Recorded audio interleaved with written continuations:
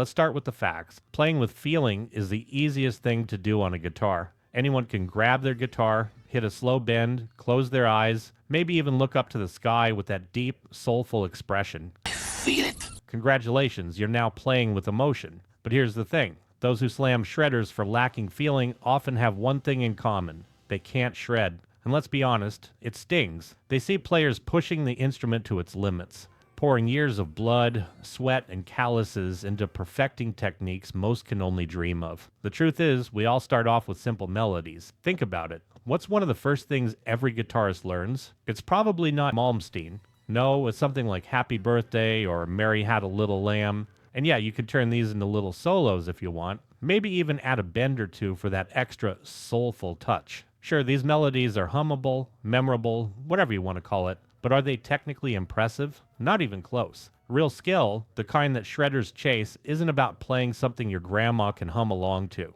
It's about pushing boundaries, about facing down the hardest riffs, the fastest licks, and saying, yeah, I can do that, and I can do it cleanly. That's what takes effort. That's what takes guts. The people who slam shredders as soulless or show-offs are a bit like high school classmates who roll their eyes at the confident, eye-catching kid in high school. Slut.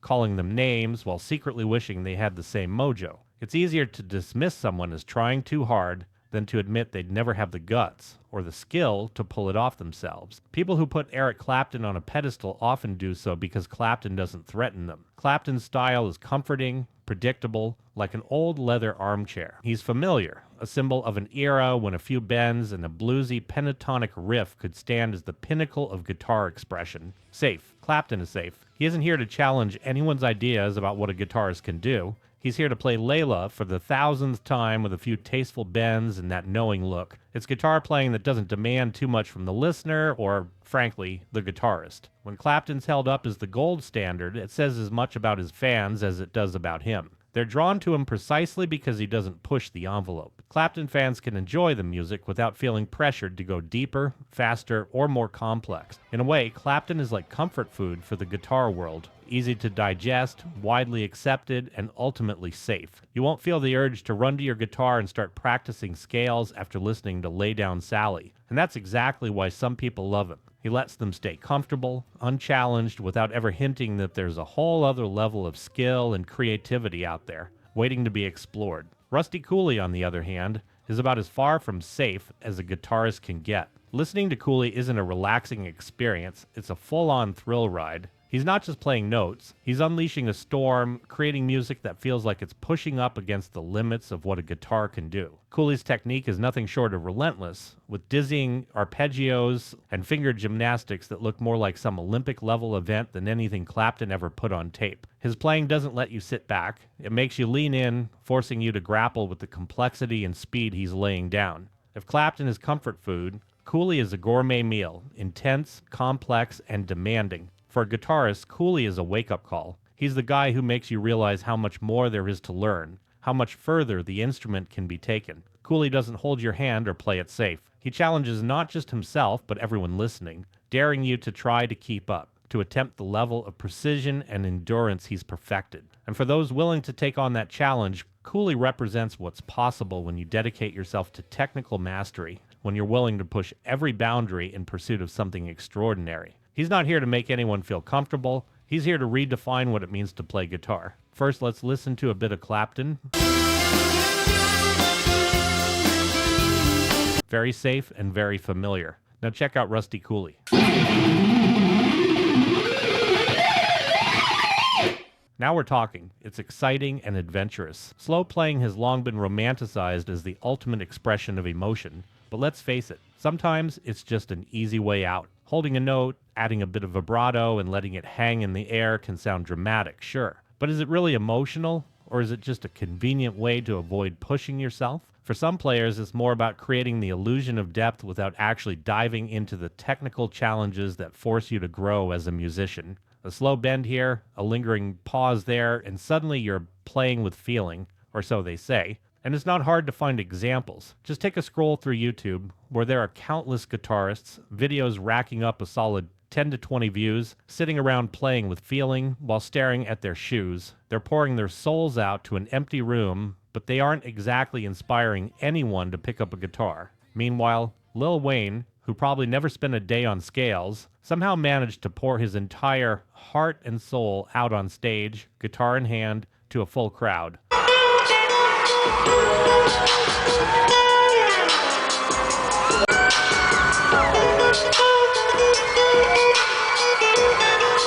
The irony is thick. He didn't need to master the instrument to get attention. He just had to look like he was doing something deep. It's a reminder that playing with feeling is often more about appearance than substance. Slow can sound nice, but let's not confuse minimal effort with maximum feeling. David Gilmour is often celebrated as the king of feel guitarists, a master of slow, spacious solos that tug at the heartstrings. His work with Pink Floyd is iconic for its restraint. He can take a single note, hold it, and make you feel like it's reaching deep into your soul.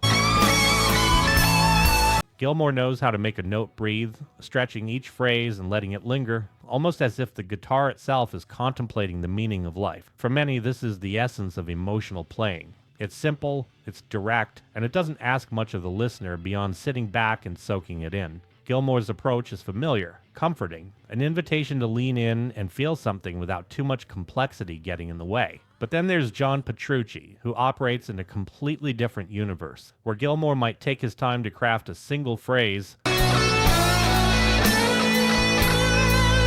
Petrucci is building entire worlds.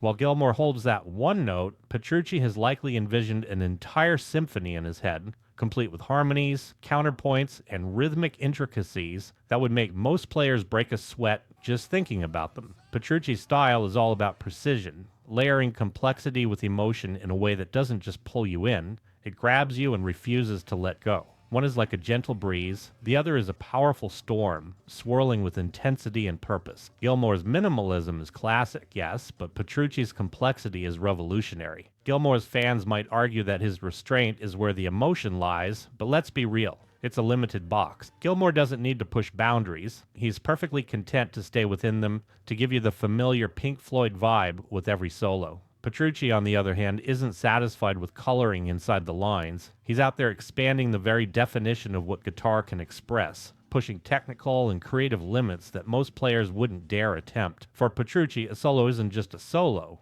It's an exploration, a challenge, a showcase of what dedication to the craft can produce. While Gilmour's work is timeless, Petrucci's is forward-thinking, a glimpse of where guitar music can go when skill and emotion are fused at the highest level. It's not that one style is better than the other, but Petrucci's playing forces us to ask an interesting question. Is emotional really enough? Or does true artistry demand more than just feeling? It demands skill, creativity, and the courage to redefine what's possible. Gilmour may give us that slow, meaningful stare, but Petrucci's already moved on, having crafted an entire universe on his fretboard. Gilmour's a classic, no doubt, but Petrucci is the future, challenging listeners to go beyond comfort zones and experience the guitar as a boundless instrument, full of energy, emotion, and endless potential. Simplicity in music is often celebrated as pure or timeless, but the truth is, simple melodies and slow solos are just less challenging. They're comfortable, familiar, and easy to digest, like that trusty old Geo Metro that gets you from point A to point B without any frills. Sure, it's reliable,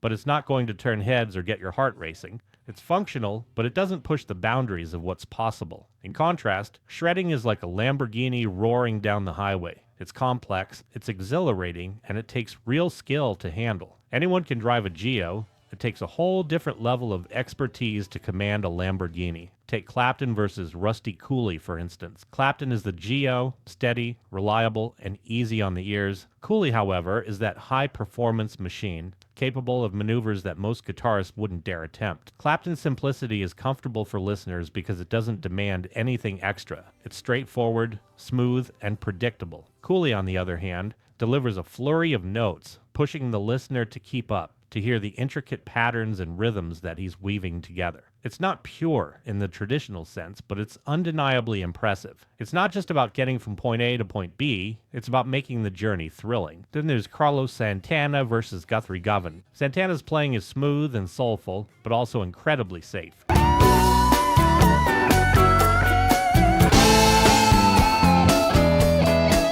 He He sticks to a style that's immediately recognizable and doesn't stray far from what his fans expect. Govan, however, is constantly experimenting, blending styles, techniques, and tempos that make each solo feel like an adventure.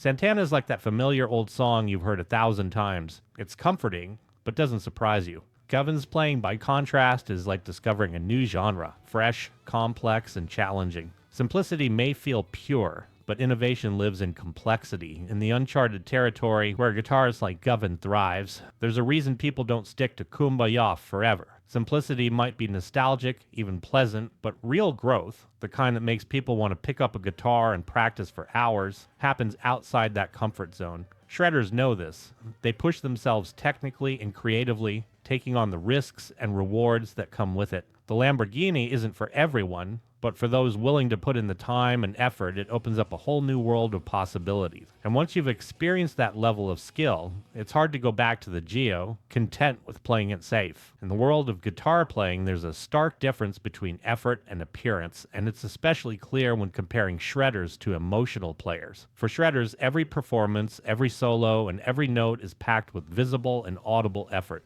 This isn't just mindless speed, it's an intense commitment to pushing the boundaries of what's possible on the instrument. When you see a shredder on stage, you're witnessing years of practice, discipline, and technical mastery in action. It's the kind of playing that doesn't just impress, it inspires. People see the effort, the skill, and they feel motivated to pick up their own instruments, knowing that such heights are achievable if they're willing to put in the work. In contrast, many emotional players tend to focus more on appearance. They're often performing with that familiar slow bend, the soulful look, the closed eyes pointed toward the heavens as if channeling some profound truth. And while there's nothing inherently wrong with looking the part, it often creates an illusion of depth that doesn't necessarily align with technical skill or even true emotion. For some players, this focus on appearance becomes a crutch, a way to make their performance look meaningful without actually pushing themselves or challenging the audience. Something really weird I just found out: the most expensive guitar on Amazon is a signature guitar,